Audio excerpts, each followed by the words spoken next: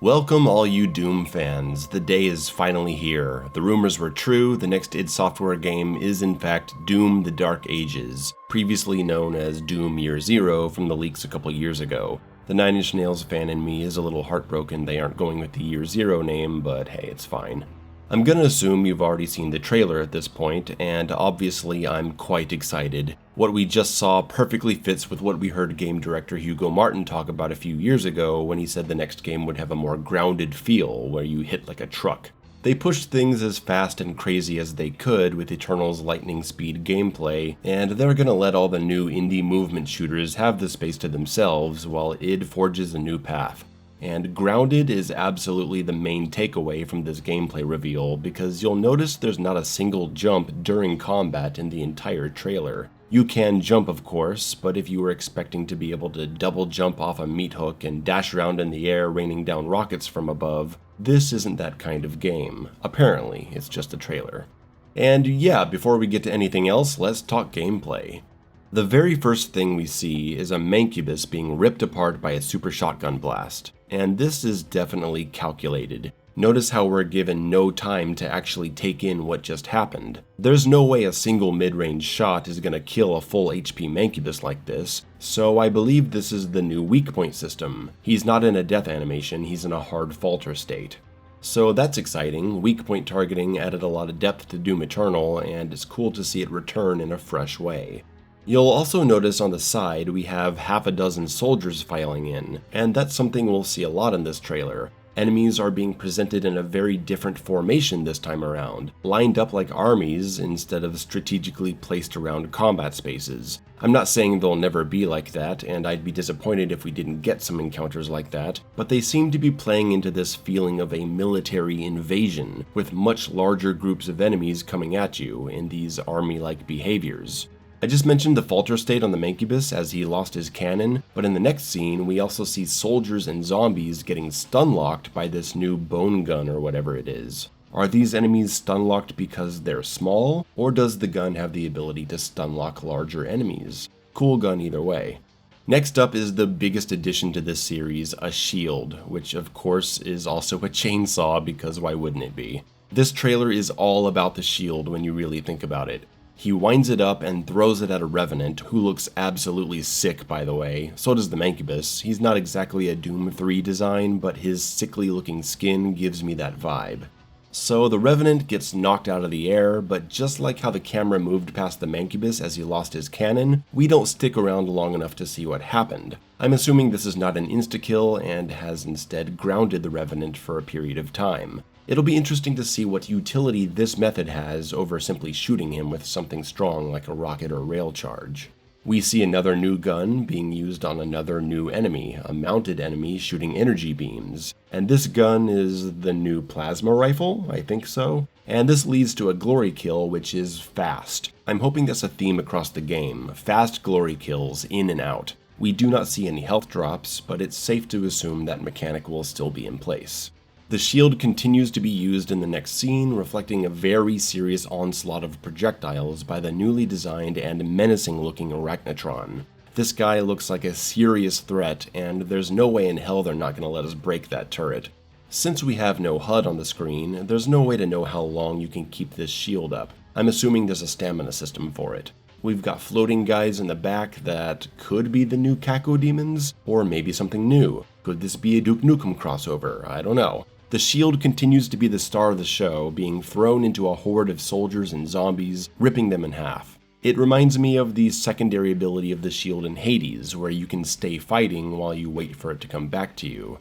Something to pay attention to is the steady animation of the shotgun during the shield toss. This means we're going to be able to do two actions simultaneously, which is important to note because that was a change from 2016 to Eternal, where in 2016 you had grenades that required you to stop shooting so you could throw them, and then Eternal introduced the equipment launcher that let you continue shooting while launching a grenade. Here it looks like we have the same thing happening, though we don't actually see him firing. The shield snaps back into his hand with a very subtle flinch, meaning there will be no waiting before we can act. And we have 3 more shield abilities. Next is the ground pound. You see the one jump of the trailer, jumping into the battlefield, as the shield charges green and you obliterate every small enemy under you. Or not obliterate, we don't actually see any gore, so these enemies are most likely just knocked down. So the question is, how much damage does this do? Is it mainly a stun mechanic? We get a quick shot of a really cool impaling weapon against a new kind of imp that's acting quite similar to the classic imps of the old games, as a Hell Knight barges in on the left. Great to see him return. He flies in and bam, parry. I assumed some kind of parry mechanic would show up, and it puts the Hell Knight into a stun state where a super shotgun blast takes him out. Which is surprising, I expected him to have more HP. Maybe the parry stun state weakens him. It'll be cool to have a parry option. I'm not a big parry-focused player, but I do like when combat systems have a parry option. The shield is then used to charge into another group of enemies, the teeth of the saw spinning up instantly, showing that the manual windup for the saw is for specific functions. And this charge has a similar effect to the ground pound, sending everyone flying. But Walter and Doomguy goes right in with a Mace Attack, and this is fascinating. Doomguy has 3 different melee attacks, 2 right-handed mace swings, so that's a dedicated melee option, and then a mighty kick to the chest. This is not a cinematic. Each one of these actions appears to be controlled by the player. You can see the character model flash yellow with each attack. It looks like you're not locking into an animation with the enemy, but instead making true contact in real time. There will be many questions about how these attacks work. Are there possibly more than 3 in the series? Can you do the kick separately from the Mace Attack? Do these attacks cause hard falters that will interrupt enemy animations? Is it some kind of attack like the Blood Punch that you have to earn? This is the kind of stuff I want to know. If you know my coverage of Doom Eternal's gameplay, that shouldn't surprise you. So that's the gameplay. What about the rest? I'll take this moment to voice my personal feelings about the existence of this new Doom game. I, like many others in the Doom Eternal community, was assuming or even hoping the next id Software game would be a different IP, something original, something Quake, and I think some of us are a little concerned about the company becoming a Doom factory instead of a place where creative, talented people are freely expressing their abilities in directions that make them passionate. Doom 2016 and Doom Eternal were the products not just of hard work, but of inspiration. And my view is that whatever id Software makes, if they're inspired by it, it'll be good, especially under the leadership of Hugo Martin. My suspicion is that since the pandemic shut down the company for a good 2 years, their productivity took a massive hit, and they need to put out a big moneymaker. Did that influence their decision to continue the Doom franchise over going in another direction? Who's to say? That's pure speculation. But it's not surprising to see Doom as the next title, given id's position as a company under Bethesda and ZeniMax and now Microsoft. They gotta make $500 million with their next title, and let's be honest, Quake isn't gonna do those numbers. So if it's gonna be Doom, it's gotta come from a place of inspiration. Whether or not there's corporate pressure to make the next game Doom, as long as the people making it find a way to be passionate about it, then I don't think we need to worry. And I think the big change in presentation and pacing is very good evidence that these guys are having a good time making the game. We can see that they are not being pressured to make Doom Eternal 2, and are instead following a new artistic vision and gameplay flow. I find that very exciting, because obviously I love Doom, and I'm happy to dive back into that world if it's a fresh experience, which it looks to be. I'm very happy to be revisiting the time of the Sentinels, witnessing the invasion of Hell's forces by the makers. Doom Eternal set up some really interesting details in the world building with Argent Energy and the makers, so it's going to be cool to see how that plays out. I want to get to know King Novik, and you know we're going to see the Marauders fighting at our side. Maybe we'll even get to witness their corruption. I think the art style is gorgeous, dark and gory. Definitely not as flashy as Eternal, which I also like, but it doesn't need to be that flashy here. Eternal's flashiness was a result of its speed. Since the Dark Ages has a more grounded pace, that flashiness can be toned down, and it works. We'll see how it evolves. It's possible that certain flashy indicators are simply muted or not in place yet.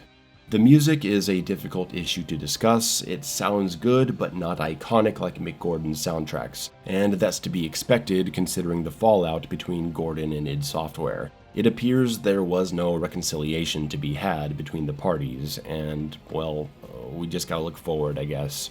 My assumption is that Andrew Hulshult and David Levy are back on for the music, and I'm sure they'll deliver some good tracks. I do love UAC Atlantica and the Blood Swamps. I don't really know how to comment on the flying section. It could definitely be fun, but that's a very different thing to design. Same with the mech combat. It is awesome that we get to see the mech from Eternal in action, but I'm worried about things being more focused on set-piece moments over gameplay.